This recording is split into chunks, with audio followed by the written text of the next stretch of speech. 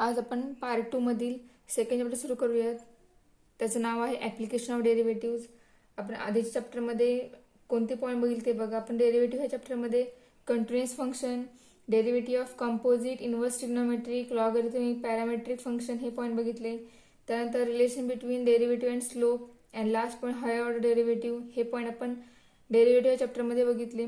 ह्या चॅप्टरमध्ये आपण कोणते पॉईंट बघणार आहे ते बघा. आपण ह्या चॅप्टरमध्ये ॲप्लिकेशन्स बघणार आहोत डेरिव्हेटिव्हचे. त्यामध्ये फर्स्ट ॲप्लिकेशन आहे application of derivatives of tangent and normal. Second, derivative as a rate measure. Third, approximation. And last fourth, Rolle's theorem and Lagrange mean value theorem. Fifth, increasing and decreasing function. And last, maxima and minima. These all are the applications of derivatives. So first we discuss about our first point, and that first point is application of derivatives of tangent and normal. So first we discuss about the geometrical meaning of derivative, then we see their application. ठीक आहे, हा point आपला first point आहे second चॅप्टरमध्ये. तर बघूयात त्या पॉईंटचं meaning काय आहे ते. जॉमेट्रिकल मिनिंग ऑफ डेरिव्हेटिव्ह बघणार आहोत आपण. मिनिंग काय आहे ते बघा. आपण एक कंटिन्युअस कर्व घेतलेले आहे. हा एक्स ॲक्सिस आहे, हा वाय ॲक्सिस आहे, आणि एक्स वाय प्लेनमध्ये आपण एक कर्व कन्सिडर केला आहे. त्या कर्वचं इक्वेशन आहे y equal to f of x. आणि हे जे कर्वचं इक्वेशन आहे हा कंटिन्युअस आहे हे कर्व. ठीक आहे, आता आपण काय केलेलं आहे बघा. एक्स ॲक्सिसवरती एक पॉईंट घेतला ए आणि सेकंड पॉईंट घेतला ए प्लस एच. ठीक आहे, सुरुवातीला आपण या दोन पॉईंटसाठी बघूयात, डिस्कस करूयात. त्यानंतर आपण ह्या पॉईंटसाठी बघूयात. आपण पी हा पॉईंट, ए हा पॉईंट कर्ववरती जॉईन केला आणि आपल्याला पी हा पॉईंट मिळाला. तर बघा आता या पीचे कोऑर्डिनेट काय असणार आहेत. तर ए हा एक्स वरती आहे, याचा अर्थ ए हा पहिला पॉईंट असेल पीचा कोऑर्डिनेट. ठीक आहे, पीचा दुसरा जो कोऑर्डिनेट आहे तो काय असणार आहे बघा. तर काय कर्वचं इक्वेशन आहे y equal F of x. हा ही झाली एक्सची व्हॅल्यू आणि वायची व्हॅल्यू काय असेल ते याच्यावरून फाइंड करता येईल आपल्याला. तर एक्स आपला ए आहे म्हणजेच वाय येईल एफ ऑफ ए. ठीक आहे, सो पी चे कोऑर्डिनेट झाले ए कॉमा एफ ऑफ ए. हा झाला पी पॉइंट आणि हे झाले पी चे coordinate A comma F of A. Similarly second point is Q. Coordinate of Q is a plus H comma next point F of a plus H. Next point is F of a plus H. हे दोन्ही point जे आहेत ते कर्ववरती आहेत. ठीक आहे, आपण P आणि क्यू हा पॉईंट जॉईन केला. तर पी आणि क्यू पॉईंट जॉईन केल्यामुळे काय झालेलं आहे तर एक कॉर्ड तयार झालेली आहे. ठीक आहे, मग या कॉर्ड जे आहे त्या कॉर्डचा स्लोप काय असणार. तर आपल्याला स्लोपचा फॉर्म्युला झाला आहे. तर स्लोप ऑफ कॉर्ड कोणती आहे तर पी क्यू ही कॉर्ड आहे. तर slope of chord P Q is equal to the slope. या पी क्यू स्लोप काय असणार आहे तर आपल्याला फॉर्म्युला, त्या फॉर्म्युला आपल्याला स्लोप मिळेल y2 minus y1 means f of a plus h minus f of a upon a plus h x2 minus x1 means a plus h minus a. That is equal to f of a plus h minus f of a upon plus minus a get cancel, फक्त h राहिला आहे. हे जे मिळाले आपल्याला हे काय मिळाले तर स्लोप मिळाला आहे. कोणाचा slope the slope of chord P Q. या पी क्यू जी कॉर्ड आहे त्या कॉर्डचा आपल्याला स्लोप मिळाला f of a plus h minus f of a.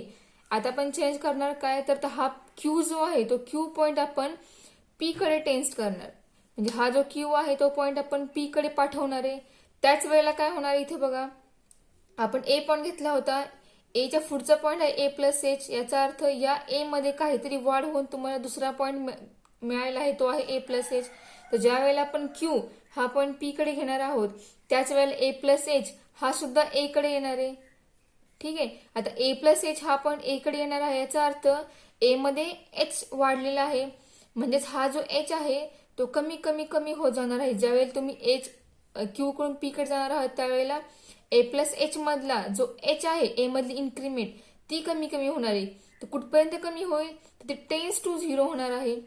ठीक आहे, ज्या वेळेला क्यू हा टेन्स टू पी होतो त्यावेळेलाच ए प्लस एच हा पॉइंट, या पॉइंट मधली जी वाढ आहे एच जी इन्क्रीमेंट आहे ती टेन्स टू काय होणार आहे 0 होणार आहे. ज्या वेळेला हा पॉइंट पूर्णपणे पी वरती येईल म्हणजेच पी इक्वल टू क्यू ज्या वेळेला होईल त्यावेळेला ही जी कॉर्ड आहे त्या कॉर्डचं कन्व्हर्जन टँजंट मिळणार, ती टँजंट जी आहे ती जाणार आहे या पी या पॉइंट मधून. ठीक आहे, मग ही टँजंट आपल्याला मिळाली कशी, तर आपण क्यू पॉइंट कडून हा क्यू पॉइंट पी कडे नेला, तर क्यू हा पॉइंट पी कडे आणल्यामुळे काय झालं, हे जे अंतर आहे ते कमी कमी होत गेलं. त्याचबरोबर ए आणि ए प्लस एच जो पॉइंट आहे तो ए प्लस एच पॉइंट ए कडे आल्यामुळे त्यामधला जो एच इन्क्रीमेंट आहे ती इन्क्रीमेंट कमी झाली.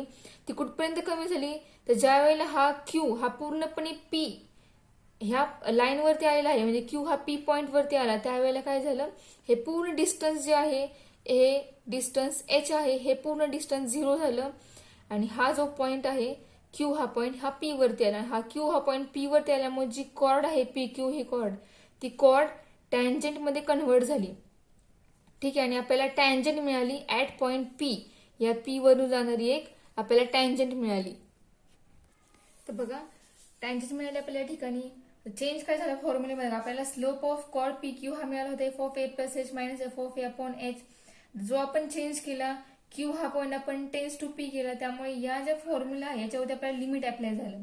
तर लिमिट अप्लाय काय झालं, तर slope of chord P Q मध्ये लिमिट अप्लाय काय होणार, तर क्यू हा पॉइंट पी कडे जातोय, म्हणजेच limit at Q tends to P slope of chord P Q is equal to, तर ज्या वेळेला क्यू हा टेन्स टू पी होतो त्याच वेळेला काय होतोय, एच काय होतोय, तर टेन्स टू 0 होते, त्याच वेळेला एच टेन्स टू काय होतोय, 0 होतोय.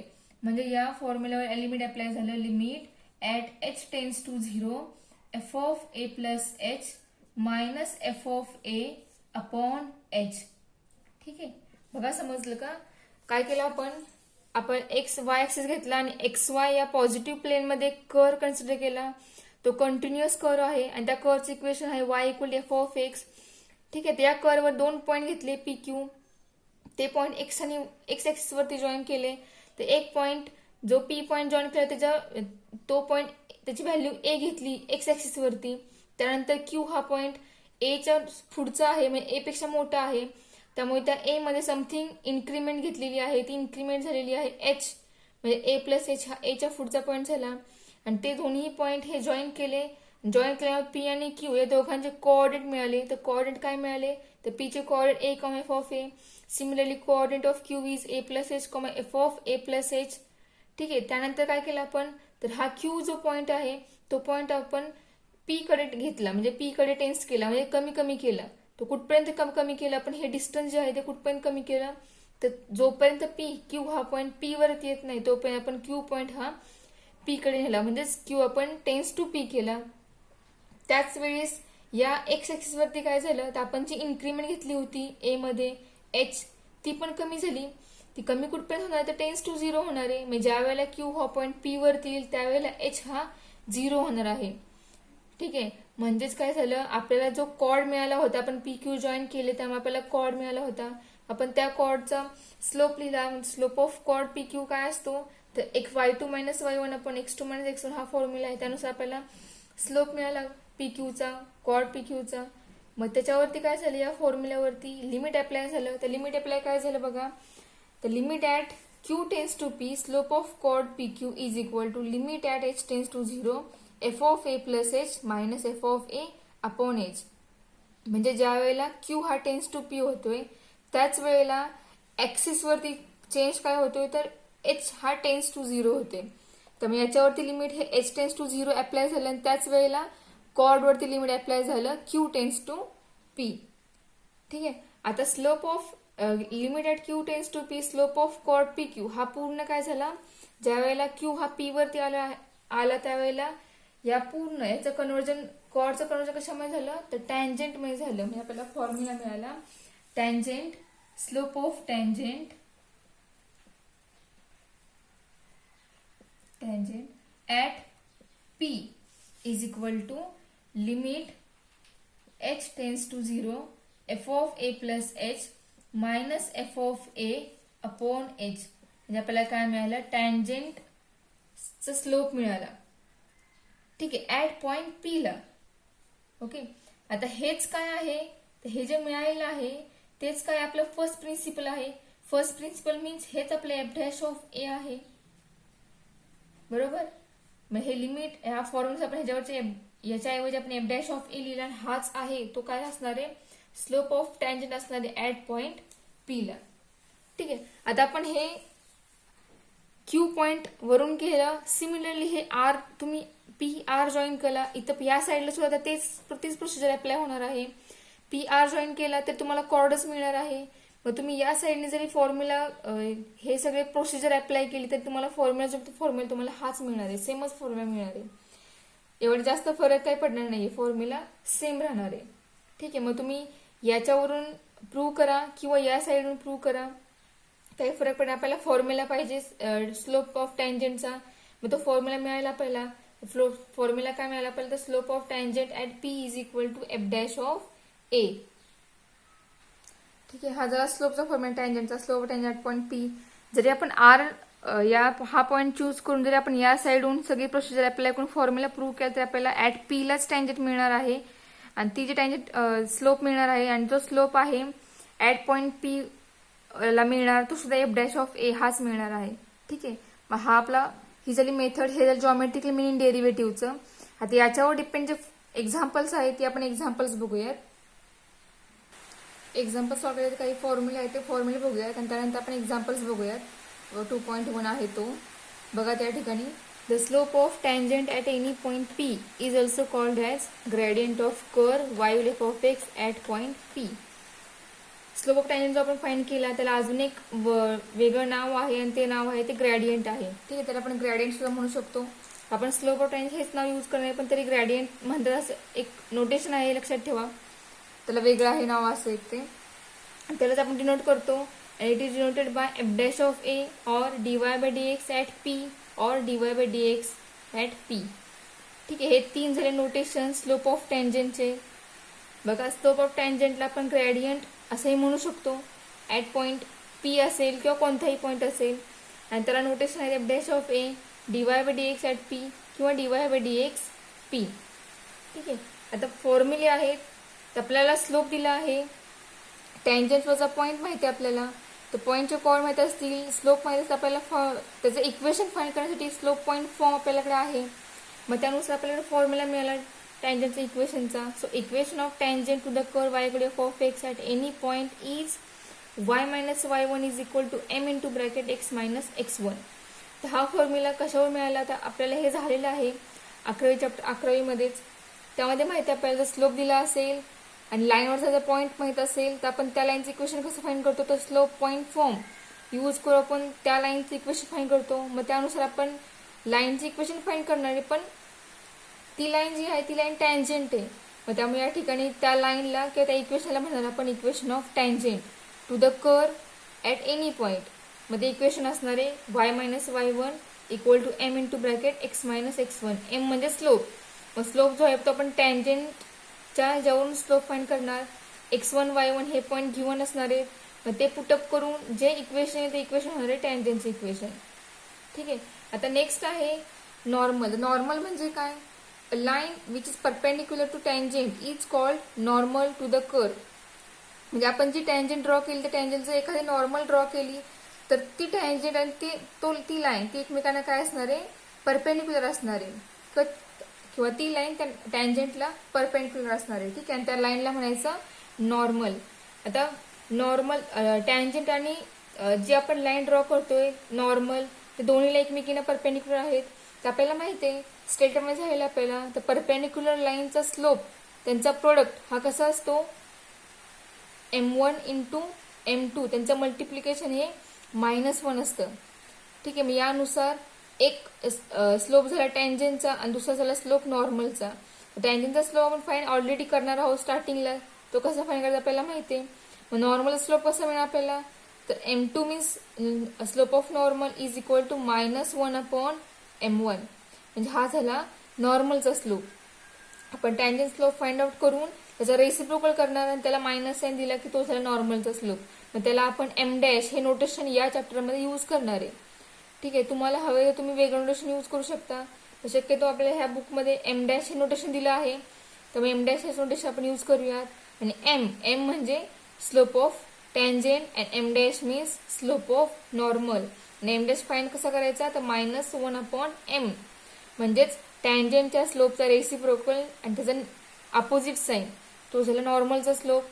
आता इक्वेशन नॉर्मलचं कसं फाईंड करायचं, सेम एक नॉर्मलचं इक्वेशन सुद्धा कसं फाईंड आपण करणार, तर आपल्याला पॉईंट माहिती आहे, नॉर्मल कोणत्या पॉईंट मधून आपण ड्रॉ केलेली ते त्याच्या लाईनवरचा पहिला पॉईंट दिला आहे, त्या लाईनचा स्लोप माहिती आहे, तर या ठिकाणी पण स्लोप पॉईंट फॉर्म हाच आपण यूज करणार. तो फॉर्म काय आहे, तर y minus y1 equal to m dash into bracket x minus x1. हे झालं नॉर्मलचं इक्वेशन. ठीक आहे. आता हे दोन फॉर्म्युला आपल्याला यूज करायचे, हा एक फॉर्म्युला यूज करायचा आहे आणि हा सुद्धा फॉर्म्युला आपल्याला यूज करायचा आहे. तर बघूयात टँजंट आणि नॉर्मल ह्या दोघांची इक्वेशन्स फाइंड कशी करायची ते बघा. एक्झाम्पल 2.1 त्यामधला फर्स्ट क्वेश्चन आहे आणि क्वेश्चन आहे find equation of tangent and normal आणि त्यातलं फर्स्ट एक्झाम्पल आहे y equal x square plus 2e raise to x plus 2 at 0,4. तर आपल्याला सुरुवातीला स्लोप फाइंड करायचा आहे. तर स्लोप फाइंड आपण कसं करणार, दिलेल्या कर्व याची फर्स्ट डेरिव्हेटिव्ह आणि त्यामध्ये आपण हा पॉईंट यूज करून जे आपल्याला व्हॅल्यू मिळेल तो असणार आहे टँजंटचा स्लोप. सो डिफरन्शिएट, सो ते आपण गिवन कर्व जो आहे तो लिहूया सुरुवातीला. Given y is equal to x square plus 2e raise to x plus 2 differentiate with respect to x and derivative is dy by dx is equal to derivative x square is 2x plus derivative of 2e raised to x is 2 into e raised to x plus derivative of 2 0, that is equal to 2x plus 2 e raised to x. ही झाली first derivative. ठीक आहे. आता आपल्याला slope find करायचा आहे at कोणत्या पॉइंटला, 0,4 हा गिवन पॉइंट आहे. So slope of tangent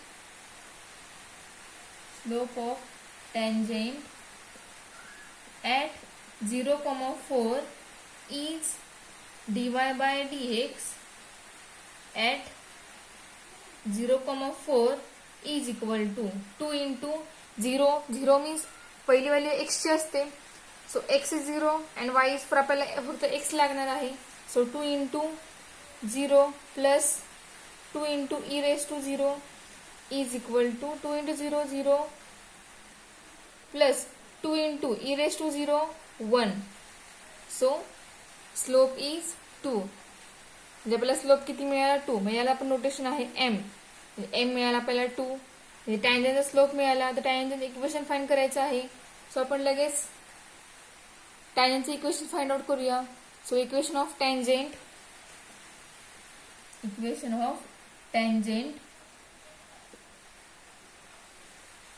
at point कोणता आहे, 0,4 is given by y minus y1 is equal to m into bracket x minus x1. सुरुवातीला फॉर्म्युला लिहूया आपण, त्यानंतर व्हॅल्यूज पुट करूया. सो y minus y1 आहे 4, y minus 4 is equal to m means slope आहे 2 into x minus x1 is 0. So equation of tangent y minus 4 is equal to 2x. This implies 2x minus y plus 4 is equal to 0. This is equation of tangent at point 0,4. टँजंटचं equation find, आता आपल्याला slope नॉर्मलचं equation find करायचं आहे. मग slope लागेल नॉर्मलचा. So slope of normal at 0,4 is m dash, हे आपलं नोटेशन आहे, इज इक्वल टू. स्लोप काय आहे नॉर्मलचा, आपण टँजंटचा स्लोप त्याचा रेसिप्रोकल घेतो. म्हणजे रेसिप्रोकल काय येणार 1/2 आणि त्याला अपोजिट साईन मध्ये त्याला येणार मायनस साईन. म्हणजे हा झाला नॉर्मलचा slope, m dash equal to minus 1/2. So therefore equation of normal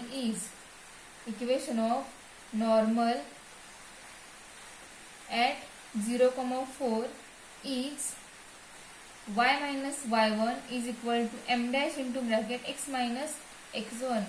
So y minus y1 is 4 is m dash minus 1/2 and x minus x1 is 0.